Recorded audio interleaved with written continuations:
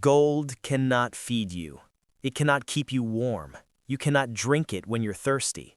And yet, men crossed oceans for it. Kings slaughtered nations for it.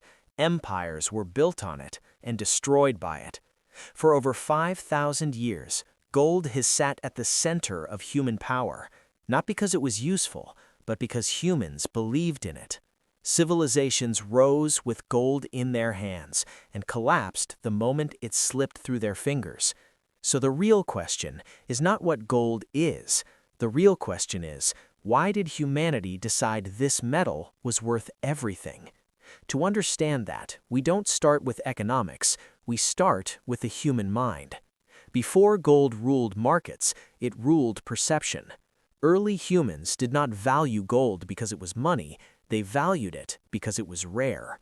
Gold did not grow on trees, it did not wash up on every riverbank. Finding it required patience, effort, and time. Scarcity creates desire, and desire creates value. But scarcity wasn't enough. Gold also never decays. It doesn't rust like iron. It doesn't rot like wood. It doesn't fade like stone. To the ancient mind, gold looked eternal, and humans are deeply attracted to what appears timeless because we are painfully aware that we are not. Gold reflected light in a way nothing else did. It shimmered, it glowed, it looked alive. Across cultures, brightness became associated with power, divinity, and superiority. The brighter something was, the more important it felt. Gold didn't just shine, it demanded attention. And slowly, subconsciously, humans began to associate gold with status, authority, immortality. Gold didn't need to speak, its presence alone sent a message. Whoever owns me is not ordinary. That message changed history. Once gold entered the human imagination, it didn't stop at wealth, it climbed higher into religion. In ancient Egypt, gold was not just valuable, it was sacred. They believed gold was the flesh of the gods, that it carried divine energy, that it connected rulers to the heavens. Pharaohs didn't wear gold to look rich, they wore gold to look eternal. Their tombs were filled with it, their masks forged from it, not to impress the living, but to secure power in the afterlife. Across Mesopotamia, temples were decorated with gold. In South America, entire civilizations treated gold as something too holy for common people to touch. Gold became a bridge between humans and gods. And here's the most important shift. When rulers controlled gold, they didn't just control wealth, they controlled belief. People obeyed kings not only because they were strong, but because gold made them look chosen. Chosen by fate, chosen by the gods, chosen to rule. Gold transformed authority into destiny. And once power becomes divine, questioning it feels like sin. This is how gold stopped being a metal and became a weapon. At some point, gold crossed a dangerous line. It stopped being a symbol and became a system. Before money existed, people traded directly, food for tools, labor for shelter. But barter had a problem. What if the farmer didn't need your tools? What if the hunter already had enough meat? Trade slowed. Society stalled. Gold solved this, not because it was practical, but because everyone wanted it. Gold became the universal agreement. You didn't need to want what someone else had, you only needed to want gold. And because gold was scarce, durable, indivisible, it spread faster than any idea before it. Soon, rulers realized something critical. Whoever controls gold controls the economy. Coins were born, stamped with kings' faces, not as decoration, but as authority. Every gold coin was a message. This value is guaranteed by power.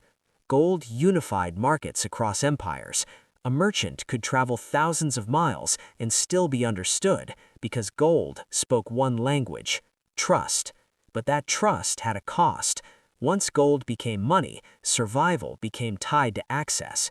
Those with gold ate, those without starved. Gold didn't create greed, it revealed it. And as empires grew, so did the hunger for more.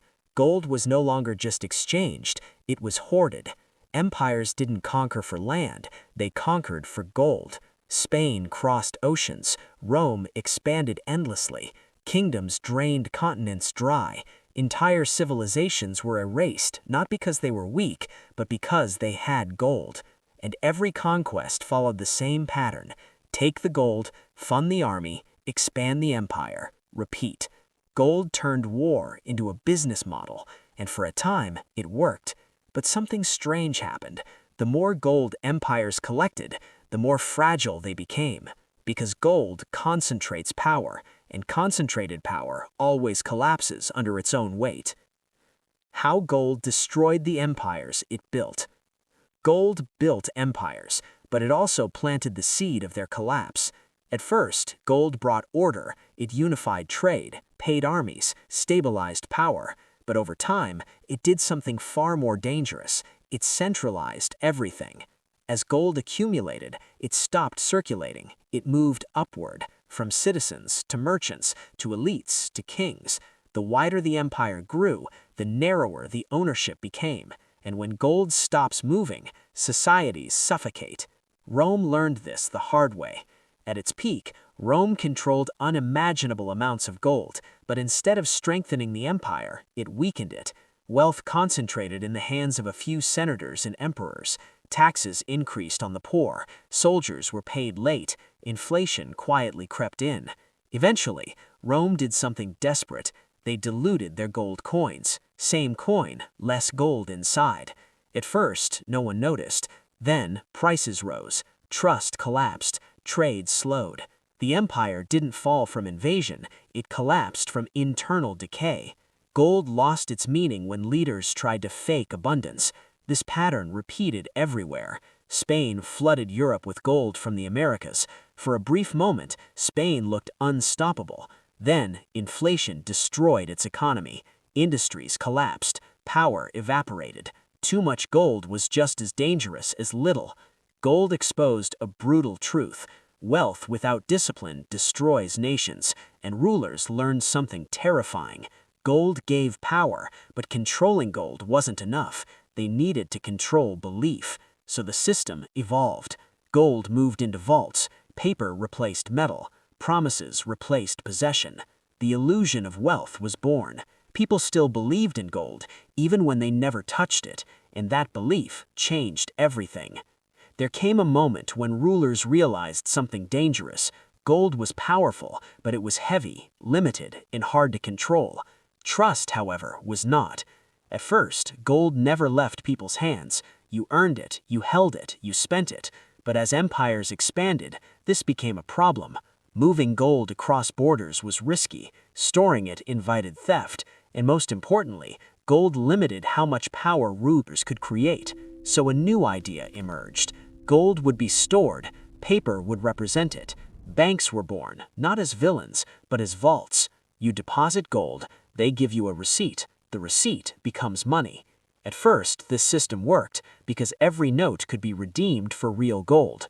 Trust was backed by reality. Then someone asked a dangerous question. What if not everyone comes to claim their gold at once? That question changed history. Banks realized they could lend more paper than gold they possessed. Not fraud, but faith. As long as people believed the paper had value, the system held. Money stopped being something you owned. It became something you believed in. Rulers quickly understood the opportunity. If money was belief, then power belonged to whoever controlled the story. Gold no longer needed to circulate. It only needed to sit in vaults, unseen, untouched. The public lived on promises. Wars were now easier to fund. Governments no longer needed gold first. They could create money through debt. Spend now, pay later. The future was mortgaged. This is where modern control was born, not through force, but through obligation. Citizens weren't conquered, they were financed. Gold didn't disappear, it was removed from sight. And when people stopped seeing money as something real, they stopped questioning it. The chains didn't vanish, they became invisible. Why gold still rules the world you live in today. Gold never lost its power, it simply stopped being obvious. In 1971, the final link between money and gold was officially cut. Currencies were no longer backed by anything tangible, no metal, no limit, no anchor. Money became pure trust, and trust became policy. From that moment, governments could create money at will, not by mining, not by earning, but by declaring. More money entered the system without more value behind it, and something subtle happened. Prices rose, savings weakened, work bought less, but no one called it theft, they called it inflation. Gold, meanwhile, did what it has always done. It didn't change, it didn't grow, it didn't promise returns, it didn't multiply, it simply remained. And that's why it still matters. When currencies fail, people don't run to paper, they run to gold. When trust breaks, gold doesn't need explaining. It has no counterparty risk, no expiration date, no issuer that can betray you. It doesn't depend on belief. This is why central banks still hoard